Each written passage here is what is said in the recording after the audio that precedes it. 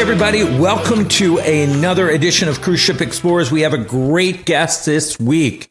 Her name is Tanya Roberts. She's not only an amazing entertainer, singer, but she's as well a cruise director, so she wears many hats. Rachel, what do we need to tell our viewers that they need to do if they want to see more? Well, don't forget to subscribe and ring that bell because you certainly don't want to miss any future episodes. And I am super excited because being a cruise director, I think is one of the hardest jobs on the ship. So I got to hear this. And don't forget, pop back each week because we're going to have a new episode. So if you like and subscribe, the channel will get notified. And what do you say we get going, Rachel? Yeah. Let's go. Hi, and welcome to Cruise Ship Explorers. I'm Mike and... I'm Rachel. And today we have an extremely special guest, Tanya Roberts. Hi, Mike, Rachel. I'm so excited to be here. I love that you were doing this. This is such an exciting venture. Yeah. We're so excited to have you, and thank you for doing it. Your background is just so amazing. And it's not like I'm a singer or I'm a dancer. This girl's like triple threat, quadruple threat, quintuple threat, if that's even something. Yeah. My wine tasting skills. Yeah. No. Yeah. Well, actually, and I also have an obsession with fascinators. Speaking of wearing hats, yes, I wear them both literally and figuratively. Yeah. Oh my God, that's amazing. So, I mean, we love, jumping right in and, obviously you've been an entertainer for so many years. But how did you get started in the cruise industry? From being on land to being on the cruise ship, I think, me personally, I think it's a lot more demanding from the standpoint of everything you have to go through to not only be accepted to be, whether it's a cruise director or a cruise entertainer, but just the everyday life. So give us a little background about that. Yeah. Well, I fell in love with the ships quite young, cruising with my family. My mother was born in Toronto, but her father worked for a company that required him to split his time between Toronto and South America. So she was traveling by ship quite a bit from an early age between Toronto down to Caracas, to Cartagena and back. And so when I was in high school, I was about 16. My sister was, she would have been 12. My mother decided to take us on a family cruise, and she wanted to take us to all the ports of call that she used to go to when she was young, where she lived, and show a lot of her history. And so that was my first foray into ships. And it was there that I fell in love with, that really unique community aspects that I find you can only find on ships. I mean, that moment, as cruisers, that moment you step onto a ship and you're just immediately embraced in this floating community, unlike anything quite you find on land. And so, of course, though, this was a pretty run-of-the-mill ship, on the larger size. And, the entertainment tends to be very pop music oriented, a lot of song and dance spectacle and musical reviews and things. And at that point, I was going to an arts high school and I was moving into opera. And so I looked at this entertainment and I thought, oh, how amazing it would be to perform on a vessel. But I don't think there's anything for me. They want pop singers. I'm a classical vocalist. And so I just sort of filed it away as something that, maybe, but I didn't think it would ever happen. Right. And then back in, this would have been late 2017, I saw an audition notice in New York for a vessel putting on the first opera cast ever at sea. Wow. And I was like, what? That's a sign. This is a sign. Exactly. I was like, what is this? Never seen another gig. Never. Yeah, I've never seen operatic productions on a cruise ship before. No. And this was with Azamara. So Azamara was experimenting with a new entertainment model. So they decided that on the Azamara journey, they were going to put an opera cast of 4 vocalists plus a pianist.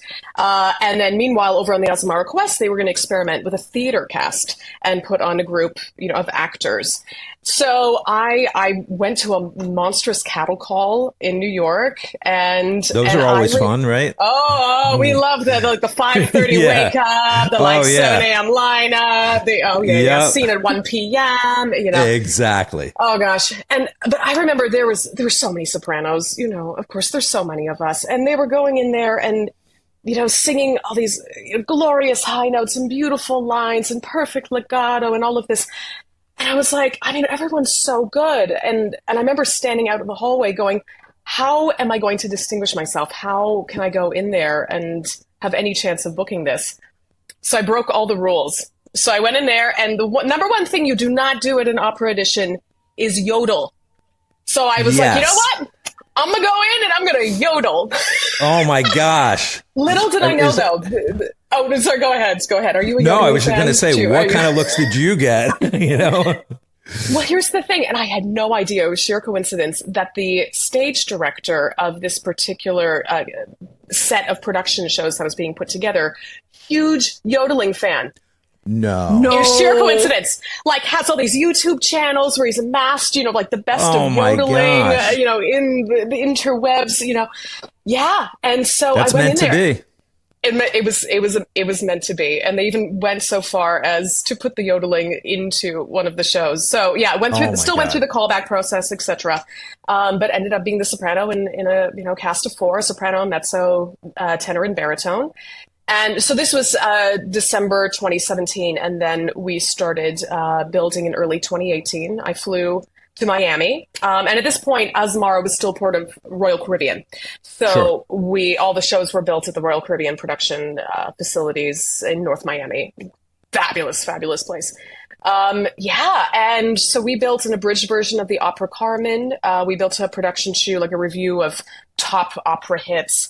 And then we built a production show that was a review of a lot of golden age musical theater, a little operetta, kind of looking at the intersection of opera and theater. Yeah, and then I shipped out to Singapore in March 2018, and I've never looked back.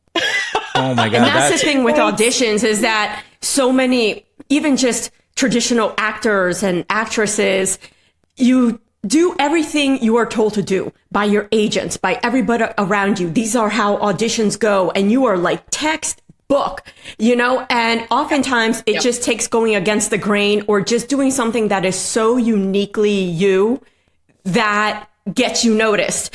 And it's so frustrating because, you're with all these people, and some people just audition, and it's an endless thing of auditioning, and you don't get anything. And it's like, I'm doing everything right. It's hard not to compare yourself to other people. And it's like, why is this person getting the role? They're very good, obviously, but I sing just as well. I move just as well. What is going on here? And so I always encourage people, just no matter what, just be uniquely you, because if anything, they'll remember you, good, bad, or otherwise. Exactly. 100%. And for me, being on the... Yeah.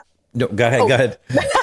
No, I'm just going to say, no, I'm so glad you mentioned that. I always say the number one thing you can bring into an audition room is you in its most authentic form. I mean, because that is what you have. That is your strongest selling point, And if you go in there and you are true to yourself and your talent, whether you get the gig or not, it's so much easier to accept whatever outcome it is, because it is representative of you having shown you, and if it's right, it's right. If it's not, that's okay. You were true to yourself, and that is very powerful. Yeah, exactly. What were you going to say, Mike? Me being on the other side, on the music production side, and doing those auditions, that's what I look for. Of course, you have to have the talent, but when somebody comes in the room, they light it up with their own personality. I'm like, okay, that's just a little bit different than everybody else. I'm going to go with that person. And that's what I look for. And that's why I understand exactly where you're coming from. Yeah. So that brings me to my next question. What do you love about singing on cruise ships? Because obviously you probably did a lot of land stuff. So what for you makes that whole experience different? Oh, gosh, there are a number of things. The first thing that comes to mind is that, as an opera singer and, as a classically trained vocalist, one of the challenges, but also one of the great joys of performing out at sea is that you're performing for a really diverse demographic of people in terms of age, what countries they're from, what languages they speak, their musical tastes. This is not like when I step onto an opera stage on land and the people in that audience have bought tickets specifically to see that show. Sure. And hopefully, I mean, they like that style of music. They're there because they want to be there. They know what they're getting themselves into. Whereas your audience on a cruise ship, I mean, is a captive audience, Yep. and, and so then you as an entertainer are in a fascinating balancing act of having to acknowledge where your strengths are and what lights you up as an artist, but also keeping in mind that you want to try to appeal to as many people as possible. And I could go out there and do a 45-minute show of, art song and I really hit the 19th century Germanic repertoire, and I'd probably have two people in there who were like super into it and everyone else would be terribly confused. So, as an artist, I mean, it's forced me to expand the genres that I perform a ton. I mean, I now sing a lot of pop music on board that I would have never gone near before. And, and I say that I still very much acknowledge that, my strength is in classically oriented music, but I like that I can get up there and sing like Dancing in the Streets, and have a great time and bring people joy in yet another way. Yeah. Yeah, and it works both ways, because not only is your audience so diverse, both culturally, location wise, but the cast is too. So if you're in an ensemble, whether it be theatrical or playing in a band, communicating with them, how do those rehearsals go? Obviously, I imagine you rehearse on land first, but coming up with a communication system, a shorthand, if you will, while you're on stage and having to bridge all of these cultural differences.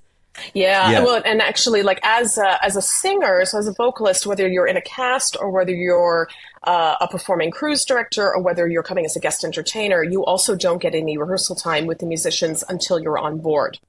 Right. And very often, too, as a guest entertainer in particular, you get your rehearsal day of. You get maybe 1-2 hours in the late afternoon, early evening before you do your show, likely twice that evening. And so it requires like efficiency. Yeah. Yeah. For our audience, one question that I see a lot in the comment section is, what is the difference between what they call a guest entertainer and then I guess it would be a full-time entertainer? Is that somebody that just gets a shorter contract? Maybe you can explain that to our audience. Absolutely. Yeah, because there are two very different tracks to performing out at sea. 3 if you count the cruise direction, but just for this, just focusing on performance-only tracks. Yeah. So if you're a cast member, you're likely involved in quite a lengthy contract. I mean, 6 months is pretty standard. Could be 4. I've seen up to 11 months. Personally, I've done between 3 and 6 as a cast member. And so you're in residence on the ship for this entire duration. You have a set of shows that you do. Every single cruise, they come back. Versus a guest entertainer is someone who typically comes to the vessel for up to a week at a time. They're responsible for 2 45-minute shows. And these are shows that they typically do as a solo artist and then accompanied by the band on board. And so the guest entertainer role on a vessel is really to provide variety to the entertainment offerings on board. So it's not just the in-house cast performing every single night. And what's great too about guest entertainers is that there is a lot of variety. They could be a vocalist, they could be a musician, they could be a comedian, they could be a magician, a hypnotist. So it's really great for expanding the guest experience of entertainment on board. They're going to get a little taste of so many different things, and particularly on longer voyages. Yeah. It's just, I think it breaks it up a little bit. And it gives a little more variety during, say, a 7, day, night cruise. You get that extra, they fit it in, and they break up the other shows. Yeah, we've seen that before. But I see that a lot in the comments, and they don't understand the difference. But thanks for explaining that. That's awesome. Sure. With some of the shows, for me, it's like, do you have any crazy moments that only happen during shows that maybe you can share that makes it a little, I mean, I'm sure, I don't think we have enough time for all those moments, but but maybe you could just share like 1 or 2 that makes on a ship. What's different? What would be a little bit different during those shows for you as an entertainer? Well, I mean, the number one obvious thing is that you were performing on a moving vessel on the water. How's that? You know, Yeah. how's that? You know, sometimes it's, you know how it is as a guest. I mean, some days it's just, crystal clear water, smooth sailing, you barely Right. feel a thing, you know. And then other days, yeah, you feel like you're on a sailing boat with, you know, zero stabilization. And I remember when I first started this journey and being in an early rehearsal with my, you know, producer with the opera cast. And he said, okay, so number one thing, if you're out on that stage and it's really rocky, the worst thing you can do is like hunker down and try to keep yourself upright by like holding yourself. That's when you fall over. He said the trick is to pretend you're drunk. Yeah. And then you automatically, like, your body loosens up. You flow with the vessel. Yeah, it works. That's I mean, gotta it be may look a fun. little funny, but it's a lot of fun. Things I would And not do do they on land. do they like will they postpone a show if it's really too crazy out there on the water? They'll not. I've been in that position as a cruise director. Not often, but I have had a few instances where I've had to completely cancel a show. Yeah. Yeah. Particularly with my cast, and I have dancers. I mean, it's just not Course. safe. Ships safety is number one, absolutely Of number course. one.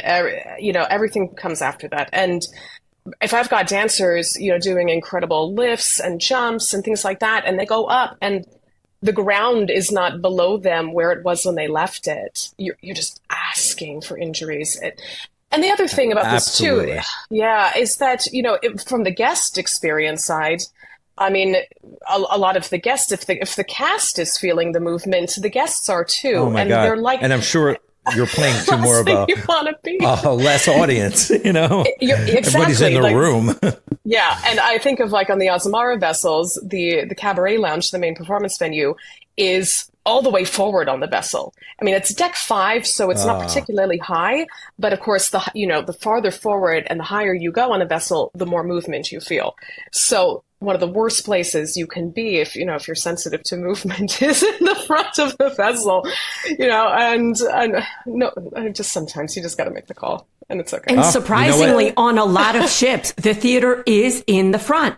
Like, Yeah. they're just designed that way. But luckily, exactly like you said, they're kind of like low. So But they're low. it helps to kind of like mitigate the situation. Yeah. So one thing Yep. that I'm curious about, and I've never really looked into the actual production side, but what makes like the cruise show different than a conventional show in a theater? Is there a major difference, or would you say they're very similar? I'm just curious because, you know, we've seen a lot of the shows. This varies quite a bit by vessel and the size of the vessel because, Sure. I mean, honestly, like some of these monster ships, you look at Royal Caribbean and their production shows, and I mean, their technical levels and the flow and the kind of stage management they have in the wings and the space available to them, I mean, is akin to, you know, Broadway productions, West End. Exactly. I mean, if not even bigger, depending on the vessel. Versus, you know, when Azamara, for instance, we're talking about a 700 passenger vessel, so much smaller venue. And so, whereas so for me as a vocalist, when I'm performing with instrumentalists on land, I'm accustomed to having them, you know, in a pit, in an orchestra pit, or, you know, not having the same proximity. I'm used to having a conductor on land, you know, whereas on a ship, we're all on that stage together. That's the Yeah. space we got. We make it work. And I don't have the Exactly. luxury of someone out front conducting, keeping us together. There's always a band master, you know, in the midst. Often the pianist, not always. So, you know, there's a lot of head nodding. Of course, You know, yeah. of like seatography, A lot of you looks, know, yeah. a lot of looks. Depending Yeah, on no, your no. bandmaster, a sly mic that's going into the in-ear monitors, you know. Oh yeah, that's always fun. Yeah, I was just, you know, you're curious like on the production, and now cruises have come, like you just said, such a long way with these giant. They're like, you know, the new Royal Caribbean ship they launched. You see people, you know, it's like, you know, the Cirque shows that you would see in Vegas or something like that. It's really, they're bringing it to a different level. So Yeah. for you, you know, you've been on different, you know, ships. It, you know, it probably changes, and you're also seeing probably a growth from ship to ship in different kind of the tech world and what they're using Yes, to back in very the much. day. Very You know, much. that would lead me to my other question. Being a musician myself, Rachel's also a musician. What's it like working with musicians from like all over the place, different countries? Oh, You yeah. know, how is that for you? You know, because Oh, yeah. that's, you know, being on land, usually if you're locked into whether it's a band or a show, you're probably going to be with the same musicians for a little bit. But Yes. from our understanding, it does change frequently on the cruise ships. It does. And, and actually, depending what's going on in the world, it will change the demographic of your musicians quite a bit. This is something I've Sure. seen, particularly since the war in Ukraine began. I used to have a lot of Eastern European musicians, a lot of Ukrainians, Sure. which unfortunately is not so much the case anymore, Yeah. given the political situation. course. So right now I'm getting a lot of musicians from South America. And so Wow. but both sides of this are very cool in that I'm getting to work with musicians that are coming with very different backgrounds. They're bringing in different sets of skills, which then allows me as a singer to go, ooh, okay, I'm going to shift this rep. I'm going to do this. We can try this in this style. Just to give you an example, when I was working with a lot of Eastern European musicians, a lot of them would bring in a lot of classical training and experience in addition Makes to jazz. sense. Yeah, so it gave me a little more leeway to adapt, opera arias that would typically be played with 30 to 60 instruments down to, a band of 6, and they could hold their own. They did a great job.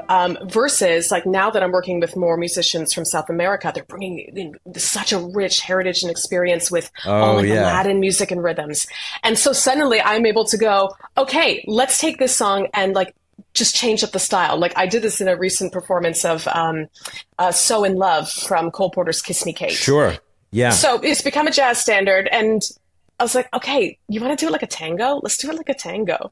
And How great is that you can switch that up? That's, I mean, from a musician standpoint, I love that. I love being able to have a musician that's so rich into different genres that you can just pull something out of your hat. And, it's just, and actually it's entertaining to you because you get to mix it up. It's not the same old, which is, that's amazing. So you enjoy that. You love that versus just, Yeah, and there's a lot of musicians that just like phone it in every night. And I think what I love about cruise performances versus land performances is that we can go to any bar. Some of the bar bands are like, hey, buddies, they get together and play, but you could tell that's all they play is just that genre. They're locked in a box. Whereas a cruise ship performer is usually at a different caliber because like you said, you don't get a lot of rehearsal time. So you're not getting on a ship learning how to play the song. You are expected to already know the song. And then you use that time to just kind of like, okay, how are we going to perform? Now it's the visual, of it. And I imagine someone coming in like, oh, hold on. What key is this in again? They're gone. Exactly. Quick. And the other thing too about ships, because they're so fast paced, it creates this really intense, creative petri dish. And because, of course, our mantra on ships is expect the unexpected. So what happens when my port is canceled when I was supposed to pick up my guest entertainer and suddenly we're doing a crossing on the Pacific and I'm down 2 nights of performances and suddenly we've got to build 2 new shows. I need a great team who can hustle and do that. And I've seen some really amazing shows come together in really short periods of time that have ended up being some of the favorite guest experiences. That does happen.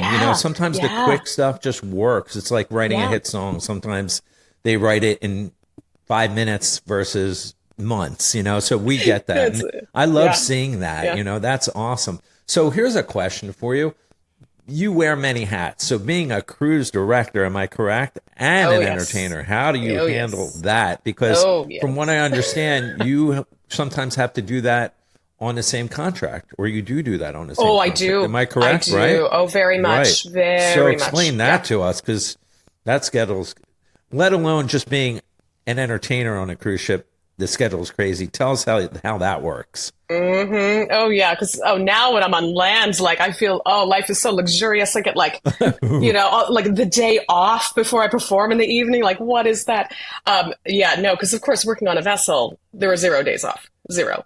And Sure. so, in a role as a cruise director where I'm also expected to perform, I'm often performing after doing a full day's work, of Right. administration, I'm responsible for planning all the entertainment and activities on board, executing that, managing the entire department, of course, interacting with other departments, doing a lot of cross collaboration, and for all the inner workings of the vessel and what have you. So it requires great love Oh, of the job. I mean, if I can just interrupt before, Yeah. how did you even go down that path? How did that happen for you? Well, so it grew out of being in the opera cast. So basically, I did 2 contracts as a member of this opera cast, and then the company decided to go back to a more mainstream model. Okay. Which we totally get. Some guests thought that this opera cast was like the greatest thing they'd ever seen at sea, and then others were like, I need Elton John. I totally get it, Right. Yes. And this is an important thing, of course, to note too, is, when you as a guest are on a vessel and you're consuming these shows, it's very often after you've had a long day in port, you've gone to dinner, maybe you've had a little too much to eat and drink, no judgment, like number one thing on ships, eat and Of drink, course. Yeah. And so, when it comes time to consume entertainment, easier is often better. Yes. There is something to be said about that, and opera is intense. Opera demands a lot from you. And I understand that this is not for everybody. I think it works really well, like, a couple nights of a longer voyage. That's where I come in. But as the primary entertainment on a ship, it's maybe a little much. So they moved back to a more mainstream model. Awesome. But I really wanted to continue working on board, and I was trying to figure out, how to do that. And likewise, the company wanted to keep me around, so they decided to train me to become an assistant cruise director. And then from there, I started, filling in here and there. And then from there, got promoted to becoming a cruise director. Yeah. That's the position, that I admire the most, is the cruise director. Because performers, for the most part, you have a set, and it changes here and there. And people, especially to the lounges, once you start getting your itinerary, after the first, like probably the second day, I know Mike and I usually have the favorite entertainers. So we already start to follow them around, little fans. Love that. So that's like an audience, like a captive audience, like you said. They know what they're getting. The cruise director, you're walking into rooms. Sometimes it's an atrium. So, we've seen these done in hallways where the cruise director is like trying to hype people. Like basically you're the hype woman, and getting people, especially on sea days where things can get kind of like, not monotonous, but people aren't going out, so you want to entertain them. And it's just like, you got to read the room real quick and almost like a comedian, start trying out material. So cruise ship director is the position I definitely respect, but fear a little bit the most. I wouldn't want to be in those shoes for sure. Neither. That's why I think I chose the drums. I can hide behind them and nobody sees me, and I don't have to go to the front. But that's amazing. That was something I was very curious, because, props to you, because that's a tough gig. And a lot of people don't realize, because a lot of people that come on a cruise, they just see you and you're doing your thing. They don't even understand what's involved to get people involved. So what's when you have to cruise direct and perform on the same day, what's the typical schedule? Is it like cruise directing for the first 8 hours and then performing for like another 6 hours? Or do they break it up in between? It varies. It depends whether it's a port day or if it's a sea day. Typical port day schedule for me, I'm in the office between 8 and 9 a.m. I'm working till, probably 1, 2 p.m., maybe like a half-hour window for like a little lunch in there. I typically don't do breakfast. I'm a coffee girl. And then I'll try to get out into the port for, 2, 3 hours. And then I'm back, I'm changing, and then I start getting into like cocktail hour events, being around the ship. And then if I'm performing that evening, then typically I'm going into a rehearsal, probably around 6, 7 o'clock, I'll schedule it for 2 hours, but if it's a show that I've done with the musicians, I can get it done in under an hour for sure. Sure. And then typically performing twice, like an 8:15 and a 9:30. And then after that, then, maybe make an appearance in like, a lounge, and then I'm getting room service, dinner, and passing out. I'm usually in bed by midnight, and then up by like 6:37.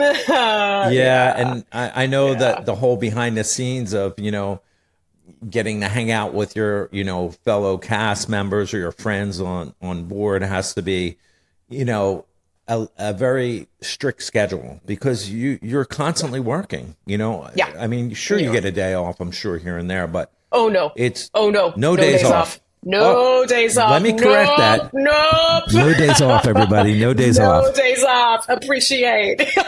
Yeah, no, I mean, there is something new for us, because we had thought that, you would get a day off to go out and do whatever you needed. No days off. Forget about it. All right. What about, as far as, you're working on cruise ships and performing on cruise ships and doing what you do, how does that affect your overall career?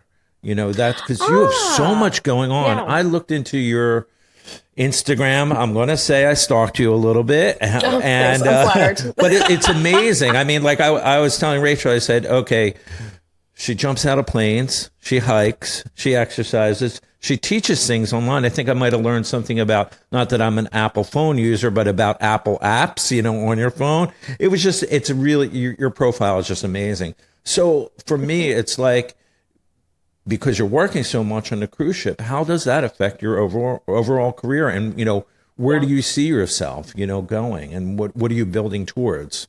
Yeah. Well, I mean, cruise ships have diversified my career so much. And they've opened up seeing the world in a way that I never, ever thought. I mean, I've always been drawn to using music as a meaningful way to see the world. But then ships just exploded that. I just hit my 91st country. I'll hit the end of my next contract. I'll hit my 99th. Wow! Congratulations right? to you. Thanks. We're gonna put a little thing up on this that 100 cling. That's amazing. I've been thinking of, like, what should the 100th be? Like, if I do it while I'm on vacation, that I feel like it needs to be a country like that has significant ties to the number 100, like the 100th country to be founded, or on the 100th parallel, or the 100th. Yeah. I don't know. We'll figure that out. I guess you'll know when you get there, right? Yes, yes. If your viewers have any suggestions, I'm absolutely open to it. Oh my God, that's amazing. Yeah. Well, the great thing about ships, and so I'm a bit of the unicorn in that I don't have a permanent regular position as a cruise director right now, by design. Right. So I'm the one who floats around, the fleet, and I fill in when the rotation is funky, or things come up with other cruise directors, like someone died, someone's getting married, etc. There's always stuff.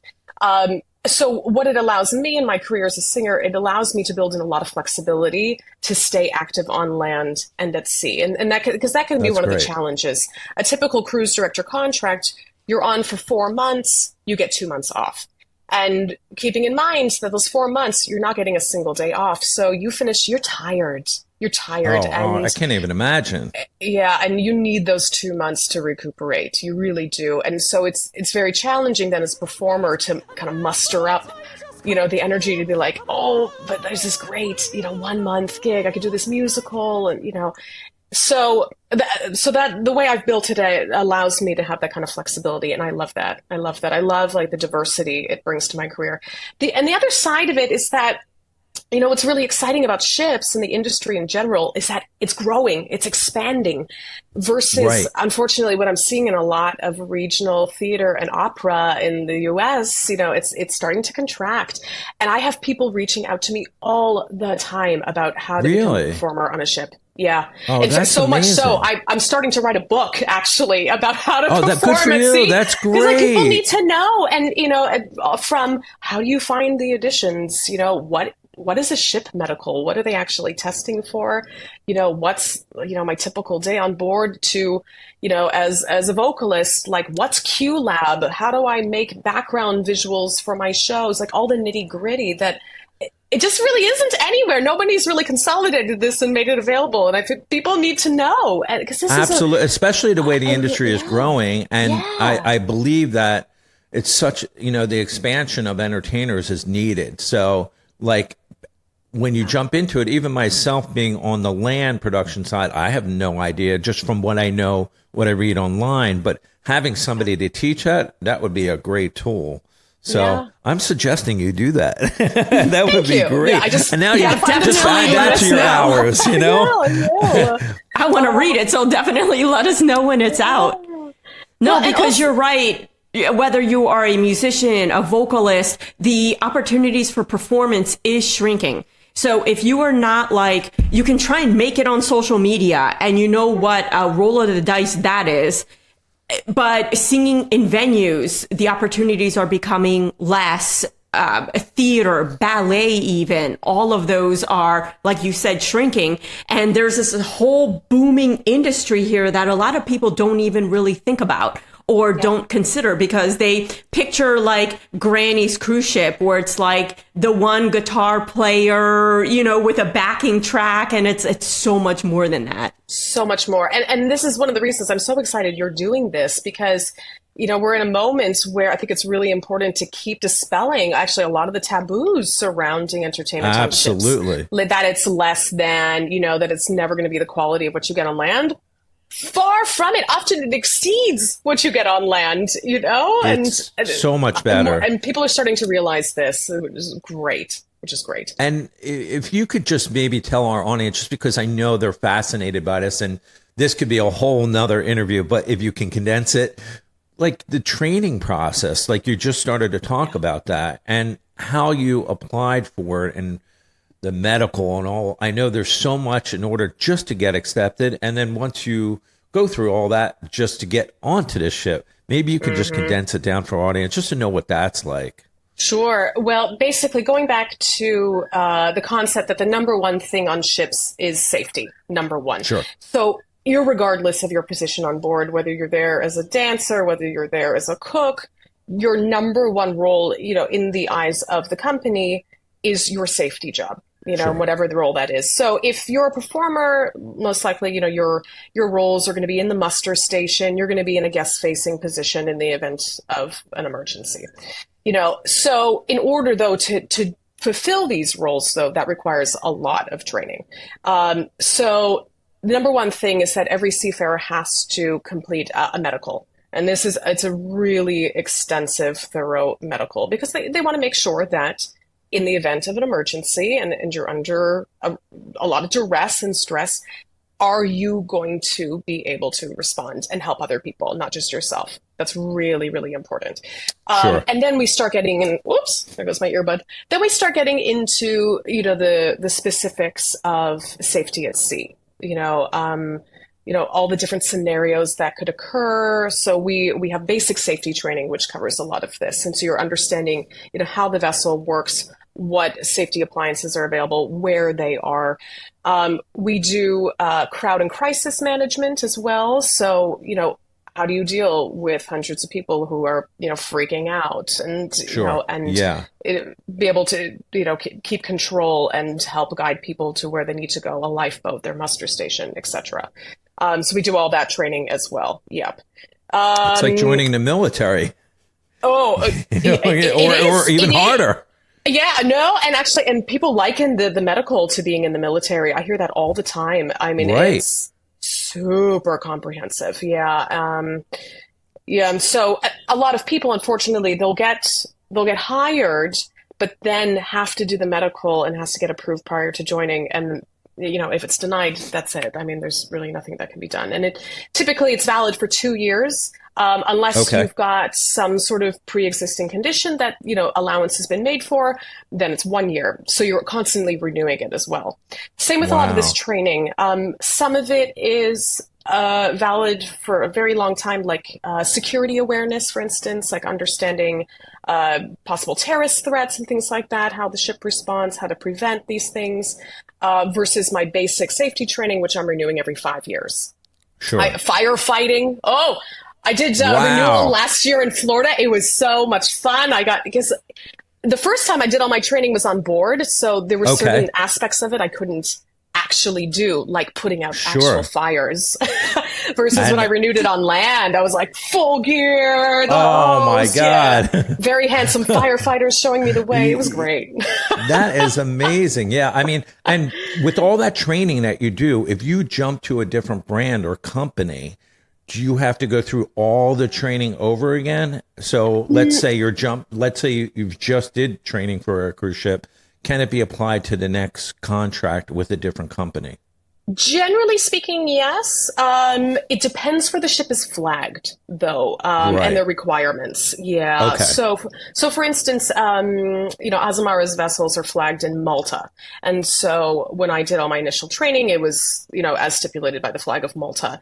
And then when I moved over to Explora for a bit as an entertainment manager, still flagged under Malta. I had to renew just because things had expired, but it was essentially the exact same stuff that I had to demonstrate ability with or Okay. clearance with in terms of the medical. Yeah, yeah. But then you get into the more nitty-gritty training that most of this starts to happen on board, or you'll have an online learning platform because you're Okay. constantly training and expanding your knowledge even once you're on board. And so, for instance, brand specific things, like how we interact with our guests, what our company Sure. stands for, stuff like that. Yeah. Or What you can't do, all that stuff. yeah. And also there's a lot of location specific training too. For instance, my last contract, I went to Antarctica for the first time. And Okay. anyone going through Antarctica, the vessels are under a lot of strict regulation because it's such a protected area. And, it's for good reason. But it Yeah, of means you course. as a crew member, need to understand, the environmental protection measures, what you can and cannot do out on deck, all those little tiny things. Yeah. And I think what's unique to hearing all this, just for our viewers, being just a cruiser and going on a cruise, they don't even understand that you as staff have to go through all this stuff just to keep everybody, happy and the safety part of, what you're doing, which leads me down the path of the next question, because I read this online about that you got to go on a cruise and pay for a cruise and be a cruiser yourself recently, or yes, very recently, like last month. So yes. I would love to hear. Okay, let's switch Yeah. gears for 2 seconds. What was that like? Because being on the other side has to be unique, because I'm sure you're looking at everything a different All way. the entertainment. Yeah. So tell us a little bit about that. Like did you get to relax first of all? Because you have to flip that switch. It was funny because so when I went back to the Azamara Quest to sail and did a beautiful itinerary from Barcelona to Rome and back as a guest, I hadn't been gone for the vessel for very long. I'd been gone for about 3 weeks. So I still knew everyone on board. So it was the same vessel. It was the same vessel I had just been Oh my working God. on. Yes, yeah. Okay. So there were a few moments where I got pulled into cruise director mode, just to help with some internal things. And I was like, okay, because it's family, and family. It's like you can never leave. Yeah, no. It's always funny. There's always a moment when you're typically a crew member, and then you go back on a vessel, and people know you, and they're used to seeing you as a crew member, not as a passenger. Like particularly in the bars and things like that, and Sure. you have to tell people explicitly, hey, I'm actually here on vacation. I'm not working. I am entitled to this free alcohol right now. Thank you. Like, Oh my God. I can have very more nicely, than of point. course. Looking at her like, Yes. ooh, report her. Yeah, She's exactly. drinking.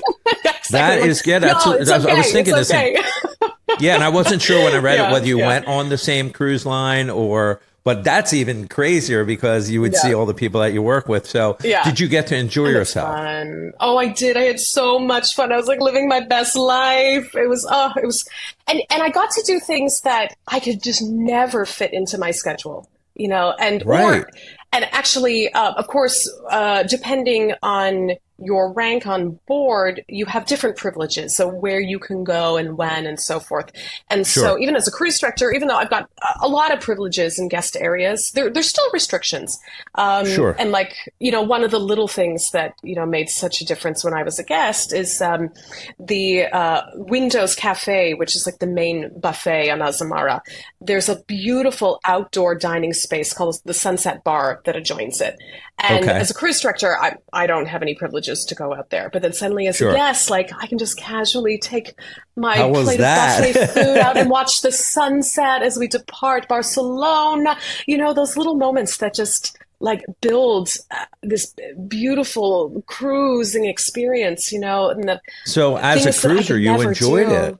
Yeah, I mean, loved it. and the thing is, you also probably did you get off at all the ports? You didn't stay on the ship and work. No, I was barely on the ship. That's the other crazy Okay, thing. good. Well, and it gives you, and even I love getting the experience from the other side, because then the experience I get, then I can bring to the other side when I go back into I love cruise that. directing. Yeah. And think about the guest flow and think about, okay, here I am. What do I want right now? What do I want to do? What do I wish was different about how things have been programmed, etc. It allows you to just kind of step out of the crazy and then just be like in the other side where things are it's like, serene and lovely. I mean, we have a good comparison. So back in the day, Rachel and I used to just, we would play together because she's a musician, I'm a musician, like in a wedding band. And basically, I was the musical director. So now when we go to a wedding, I'm just like, I gotta fix this. It's wrong. And she's like, sit down, get in your chair. Exactly. You want to get a pool back, rein it in. Yeah. Yeah. So I was just really curious about that because that's a really, really cool thing that you get to do because you see both sides of it. And that's amazing. So currently, what is up next for you for your next contract? Like, do you know what it is? You know? What ship? I do. I do. Some exciting stuff. Okay, so actually, well, I guess depending when the viewers are watching this. Yeah, I mean, this should be like, Yes. pretty soon.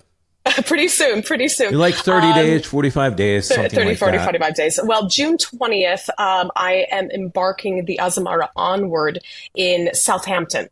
Okay. And I'm going to be on board for 2 months sailing Northern Europe and actually going to a wow. lot of new places for me. This is an area that I have sailed very little in.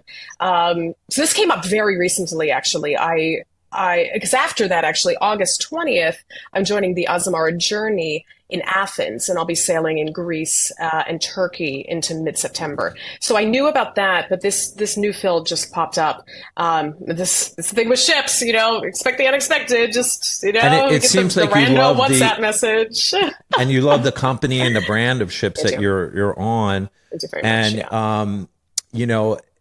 That's have you ever thought about going on the gigantic ships like the big Royal Caribbean? Has that ever piqued your interest? I would like to experience it as a guest, very much. There the guest you go. experience.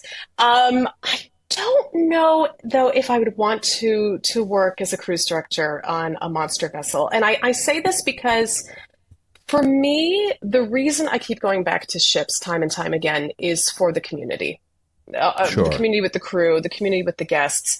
And so when I'm on a smaller vessel, I feel like I can actually get to know people versus, this is not to say that you can't do that on a bigger ship, but I imagine No, but it is I much could see it harder. being more difficult. Yeah, because those things Yeah. are like cities, moving around. Exactly. The ship that you're on just seems it's just like gives you more of a you get more of an experience with all the guests because you're a little more close to them. You are, and I think from a guest, it's probably even, in my opinion, maybe a better experience because you might get a little more attention and also too, maybe you can tell us. It seems like those ships get to go some places the bigger ships cannot. Exactly. It's a huge one. I mean, with Azmar in particular, they're all about late stays, overnight stays in ports, going to the Sure. ports that a monster ship would take a 2-hour bus ride to get you into. Places like Exactly. Seville, because we can actually go down the river. Right. Bangkok, another great example. We can dock right in Bangkok because we can fit Wow. down the river, and so it's a completely different cruise experience. But that said, this is the beauty of the cruise industry right now, is that it's becoming more and more niche. And there really is something for everyone. Like when I sailed with my sister, oh gosh, this was last fall, I think it was. We took like a girls' cruise together. Where did we go? We went to Virgin. Yes. Oh my gosh. Yes. Are you serious? Yes. And we had the time of our life. Yes. And it was like the whole festival atmosphere, like, yeah, all the like millennial inside jokes. I was like, I was living for it. We came this close to getting tattoos on board, Oh, you were in it. Yeah. Yes. And but I've talked to so many, of my guests on Azamara who went, when they launched, hated it. Absolutely hated it. And I was like, well, yes, wow. It's not geared towards like the baby boomer experience. Like there were other lines for you.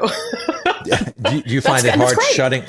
Oh yeah. I mean, it's different. It's gotta be my thing would be, do you find it when you're on those cruises as a guest to shut it off, not being the working element and not looking at everything because, just, as, being in the music business, I'm always looking at the drummer. I'm always looking at the musical director and I'm constantly, I can't shut it off, but that's me.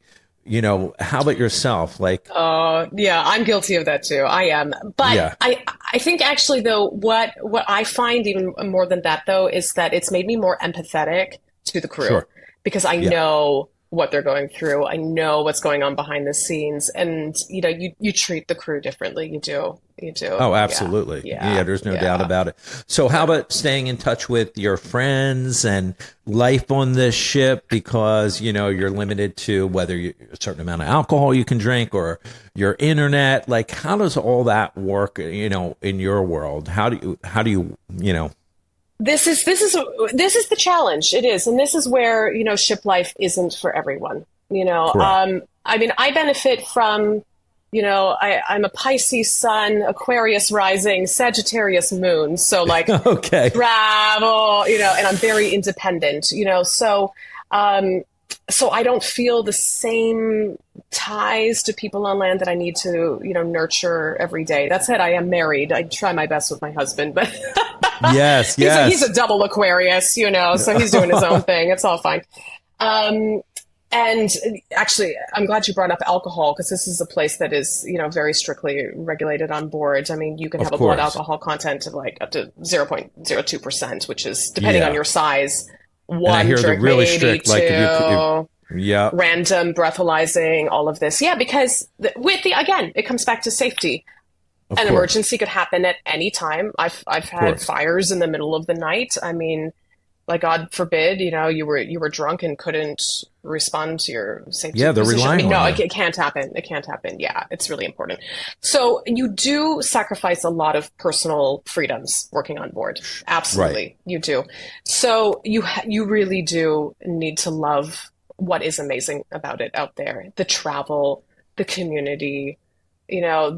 This unique experience of being thrust into a floating village with people from all around the world. And ships serve as such a beautiful model of how people from different backgrounds and nationalities can all get along in such an incredible way and learn from each other. It's really amazing, isn't it?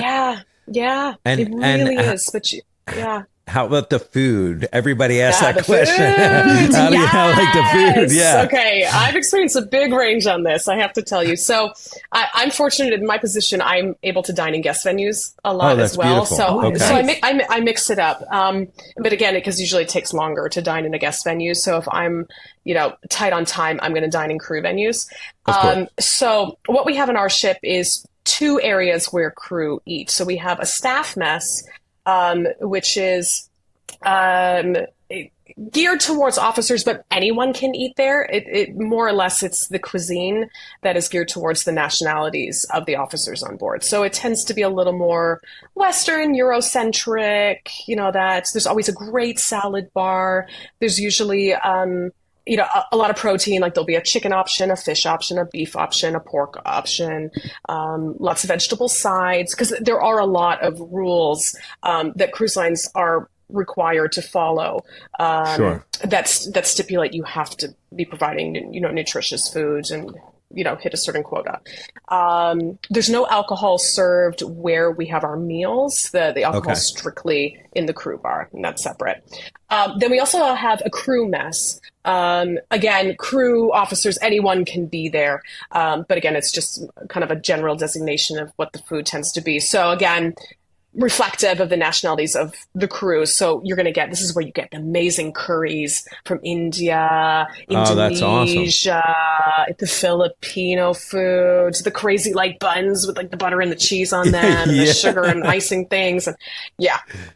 And then Yeah. So speaking of food, that leads me to the next question. Once you eat your food, do they have special gyms that you can go work out at? Do they yes. have your own gym, or do you get to Yeah. use the guest gym? How does that work? Again, that it depends on your position. In my position, I have the ability to use the guest gym, Okay. typically out of peak hours, when it's really quiet. Port days, primarily, I would never go on a sea day, because it's very busy. Occasionally I can jump in on a fitness class, if it's quiet. But honestly, I'm so busy, I don't have time to go to the guest gym. So if I'm getting in a workout, I'm going down to the crew gym, which is, often not of the same shishiness, of the Right, guest of gym, but course. it is Right. very Gets the functional. job done. Yes. Yeah. In fact, I have one of my assistant cruise directors, Justin, is a big fan of the Insanity workout series. And on my Right. last contract, like he was holding me to it. We were like doing hour-long, plyometric body weight workouts every day. Wow. I'm going to be seeing him shortly. Yes, and That I'm is sure Those he'll are be amazing. doing it again. intense. Yeah, Yes. they're intense workouts. Yeah, That's great that you it's get to do that and have that all, accessible to you, because I'm yes. sure, that for us or anybody, exercising is super important. And, Super important. especially when you're working that many hours, it just gives you that extra boost of energy. And I think I read something online about you again, which I love, is like, no big meals before performing, but I need my caffeine and need to stay hydrated. That's the same exact way for me.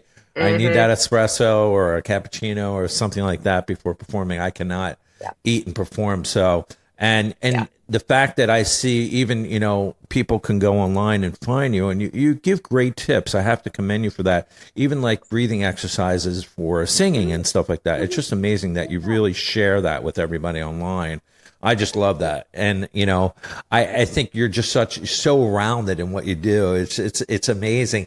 And your next, your contract, I don't think you said is how long. I'm not even sure if we caught how long that contract's going to be. It'll be 3 months total. Okay. Yeah. And Yeah. what's the longest contract that they get to offer, somebody in the entertainment world? Ooh, I've seen cast members do up to 11 months, which is, Oh, really? not that's definitely on the upper end. That's extreme.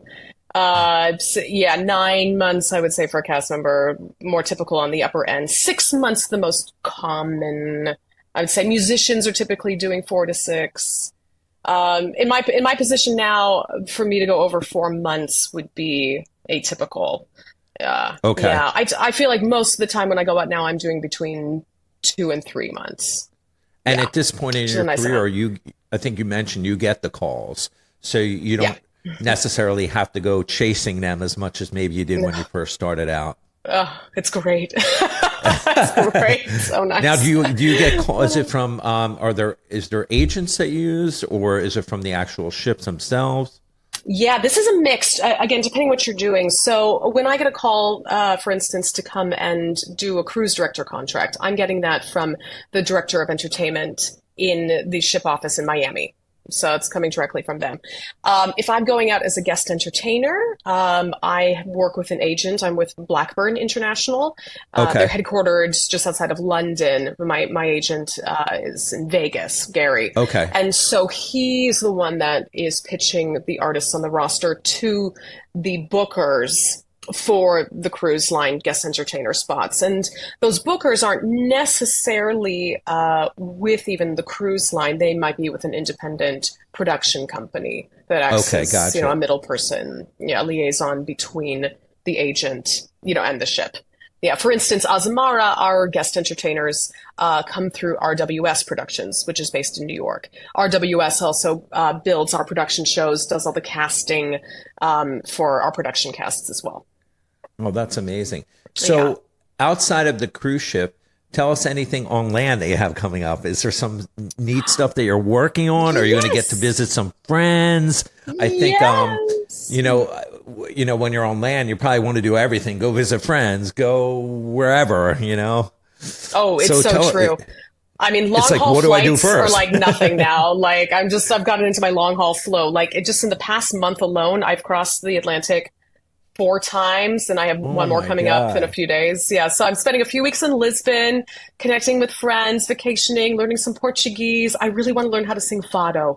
I was in Lisbon at the end of my last contract, and then just like was blown away by the art form. So Is that amazing? We were just there, actually. yeah, Yeah, So- love Lisbon. Yeah. And amazing, Rach, such an incredible city. yeah, Rachel's from Brazil, so she's speaking Portuguese to everybody, and Oh, that's incredible. Oh, it Yeah. is a challenging language. I, It is. It's for you. yeah, it's deceivingly. Yeah. Deceivingly, yeah. When I mentioned to a Portuguese friend that I wanted to learn how to sing fado, and he was like, "You need to learn the language. The number one thing is you Yeah. got to feel it." And I was like, "Oh." Is there like a voice teacher who can just teach me? No, no one teaches it. You have to feel it. I'm like, okay. Oh, Yeah. So, yes. And so when I finished my contract, some cool stuff coming up. I actually, as a result of my cruise ship work and, posting performances online, I was scouted by a big time classical crossover producer, Amazing. Romina Arena, who works with Josh Groban, Andrea Bocelli and the like, Daniel Emmett. Oh, wow. Yeah, and so she approached me about doing an EP. Actually, I think it's becoming an album now. It's expanding Wow. rapidly. That's So we great. originally, They always do. They always do. It's funny that. So it's going to be a mix of covers of originals. In fact, I've started writing. Oh, that's I wrote what a I want to song- ask you. Are we you were writing? talking about writing. Yeah, this is a new world for me. Years of like having fragments that I'd write down here and bit, but never following anything through. And then finally, I was actually on board, and I spent half an hour writing a song, and I'm really, really proud of it. Oh, so it's that's gonna go so on the exciting. album. Yeah, It's so such a great outlet to be able to write a song, yeah. and then go record it, which is just Yeah. great. You'll have to let us know and we'll promote it for you. Well, But thank that's you. super I'm exciting. So how long do you think? Are you going to get started on it pretty soon, or? Yeah, well, originally we were going to go into studio this summer in Rome, but then these fills came up, so we've shifted everything. So I'll get off in Athens, spend a little time in Athens. I got a gig in New Orleans, and then come like mid-October, the plan is to liaise in Los Angeles, get into her studio there. Yeah, and then go from there. So And where do you reside? Are you in Canada now? no, I'm in New York City. I'm in You're in Manhattan. New York City. Yeah. Okay. Yeah. And is Yeah. this where Yeah. is this a full-time residency for you This, now? this is, yeah. Oh, well, I mean, I'm barely here, but in Of theory, course. yes, Yeah, this yeah, is. yeah. That's where you hang your. This is that is where I the mailing change. address. Yeah, exactly. It's like where I unpack my suitcase so I can pack my suitcase. That's what Of course. Yes. How do Yeah, you no, like New it's- York? Being from Canada. Oh gosh, so my husband is a New Yorker. He's from Long Island, and he's Oh, also a okay. singer. He sings full time with the Metropolitan Opera in the chorus. Oh, that's awesome. Yeah, and he's also the president of the American Guild of Musical Artists. So he's very ensconced here, but gets his summers off, which allows him to come sail with me or, go wherever I am. That's great. Yeah, I have a bit of a love-hate relationship with New York. I will be honest with you. Like, it is, the whole world is here. I mean, it is a cross-section of the universe. It's incredible.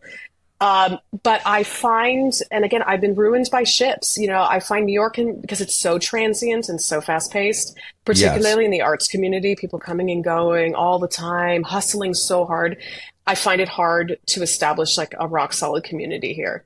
Yeah. One that, is comparable to what I have found out at sea, which also seems kind of ironic because, of course, ship life is also incredibly fast paced and it has its own Right. transiency and, is always changing and people are coming and going. But It's just a even little still, different.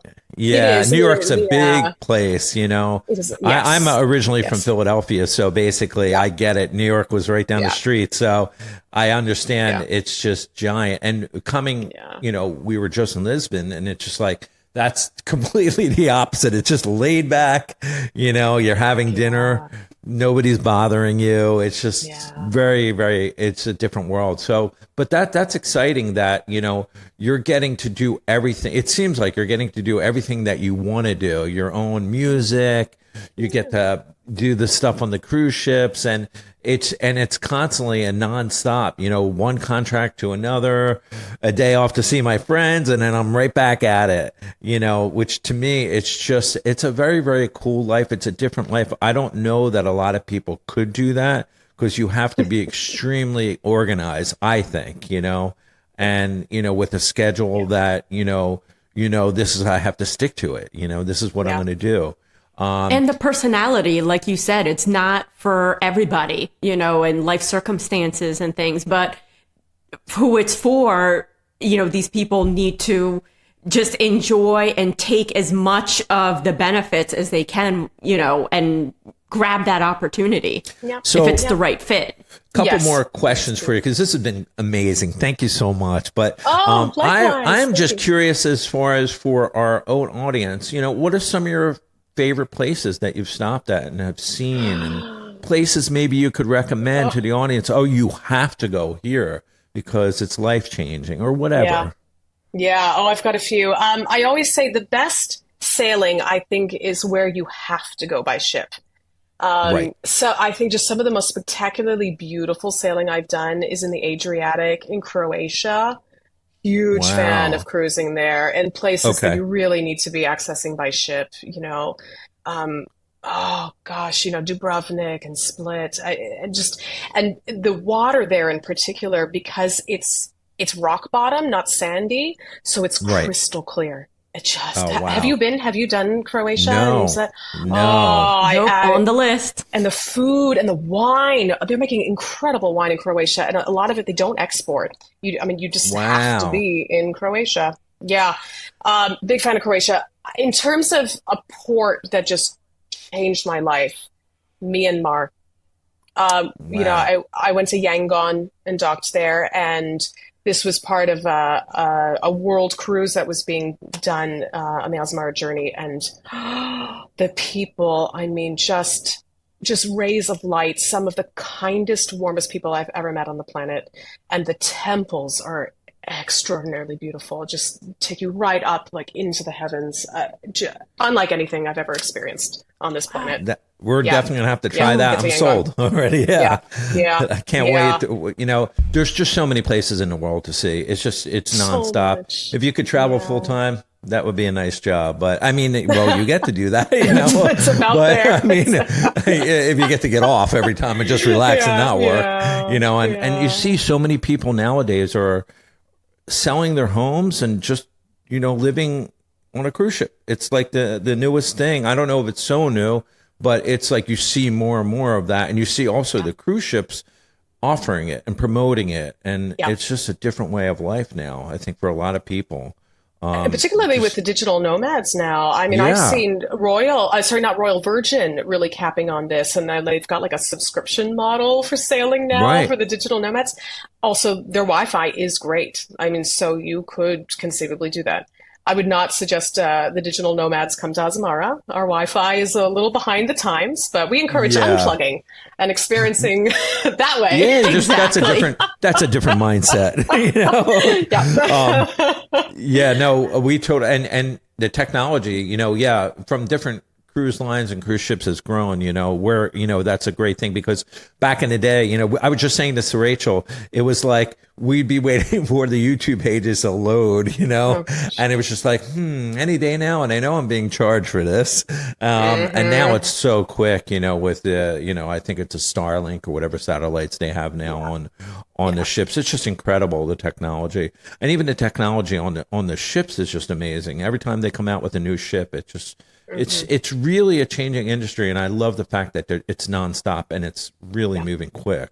It is. So give us some crazy stories. Give us something, as you've seen on a cruise ship that you're just like, oh my God, I have not seen this with, whether it's, anything, we'd love to get that kind of crazy quick story. Well, Got to be one.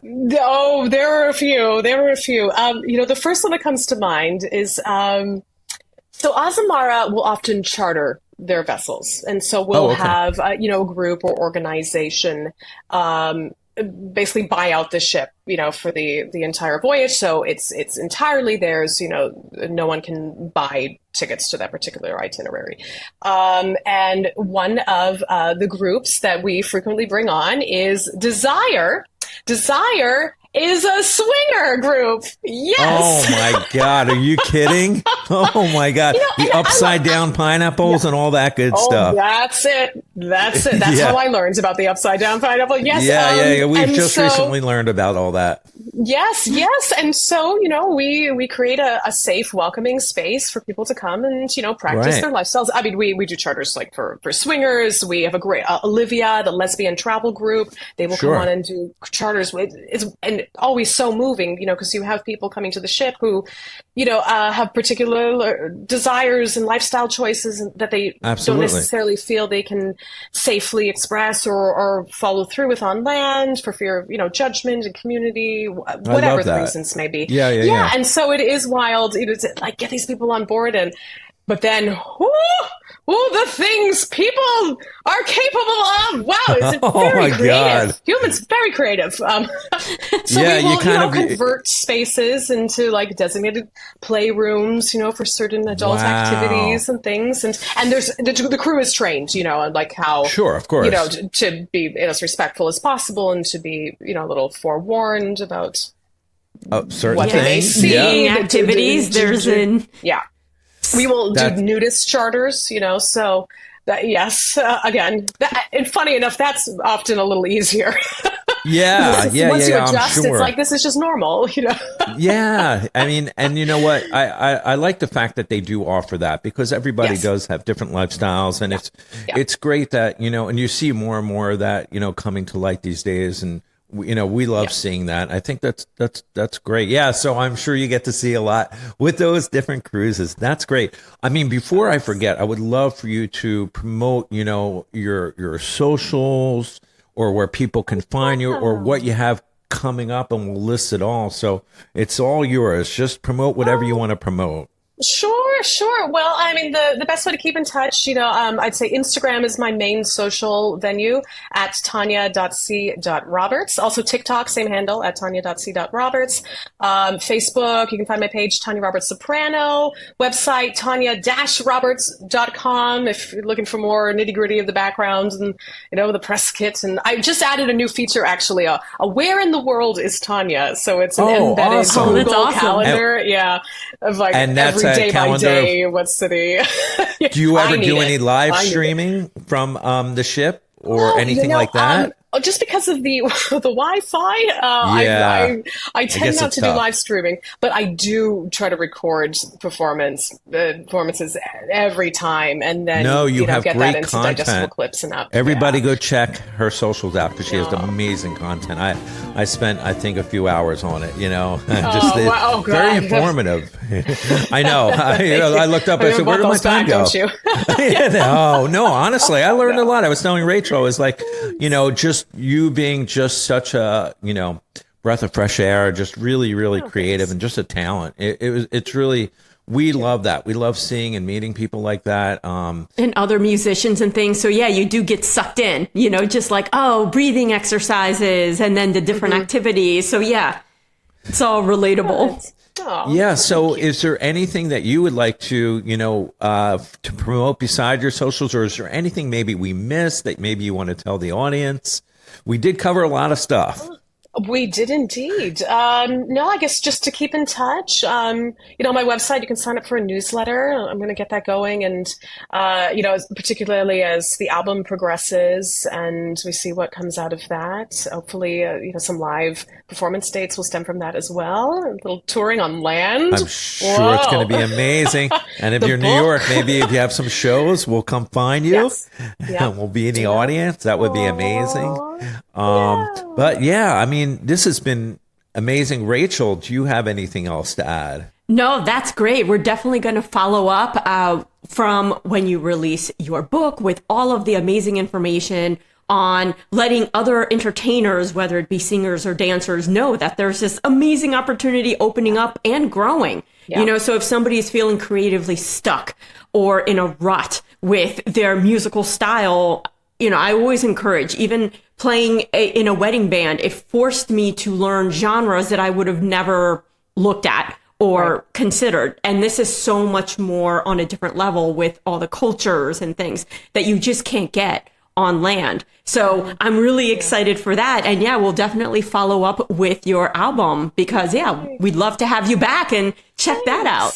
Hey, everybody. Thank you so much for joining us on this episode. That was a great episode. We hope you enjoyed it. Great guests. We're super excited. Each week, we're going to bring you a new interview with cruise staff featuring entertainers, cruise chefs, cruise directors, bartenders, whoever we can find, as well as cruisers themselves to tell their individual stories. And we're going to have special guest celebrities. Theme cruises are super big, so we're going to be interviewing a bunch of people. But Rachel, tell them what they need to do to be notified each week. What do you mean do? They should have did. So if you haven't already, smash that subscribe button. That way you don't miss any future episodes. And if you want to watch some of the previous episodes, the best place to do that is our website. And that is cruiseshipexplorers.com. Okay, everybody, you heard it, cruiseshipexplorers.com. Join us each week. We're super excited. Till the next time, see you then.